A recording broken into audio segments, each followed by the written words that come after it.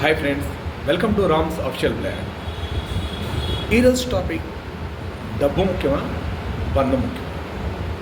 డబ్బు ఉంటేనే బంధం ఉంటుంది, బంధం ఉంటేనే డబ్బు ఉంటుంది. ఈ రెండూ లేకుండా ఏది లేదు. అయితే ఒకప్పుడు డబ్బులు కావాలని మన దగ్గరికి మన చుట్టాలు, ఫ్రెండ్స్ వచ్చేవారు.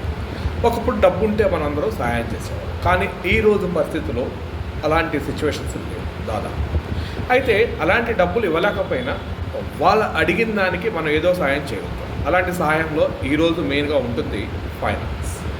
చాలా ఈజీ అన్నమాట. సో మనకి సిబిల్ ఉన్నట్లయితే వాళ్ళు అడిగింది మనం ఏదైనా ఇప్పించవచ్చు. అది టీవీ కావచ్చు, ఫోన్ కావచ్చు, వాషింగ్ మిషన్ కావచ్చు, ఫ్రిడ్జ్ కావచ్చు. ఇది ఏదైనా కానీ మనం హ్యాపీగా మన దగ్గర సిబిల్ ఉంది కాబట్టి మన పేరు మీద వాళ్ళకి ఆ వస్తువుని అడిగినందుకు మనం హెల్ప్ చేయవచ్చు. ఓకే, వెళ్ళండి బాగా.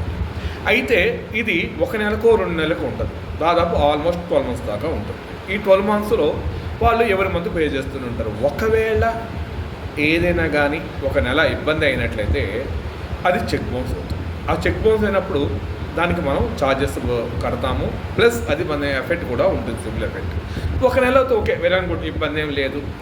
సో అదే ప్రతి నెల కూడా చెక్ బౌన్స్ అవుతుంటే మన పరిస్థితి ఏంటి? అదే చెక్ బౌన్స్ అయినట్లయితే మన పరిస్థితి ఏంటి?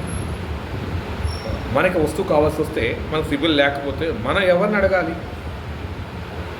సో ఇక్కడే కదా మరి ఇదవుతుంది.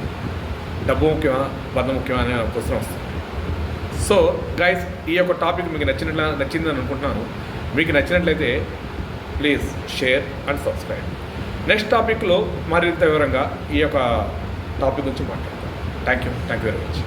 బై.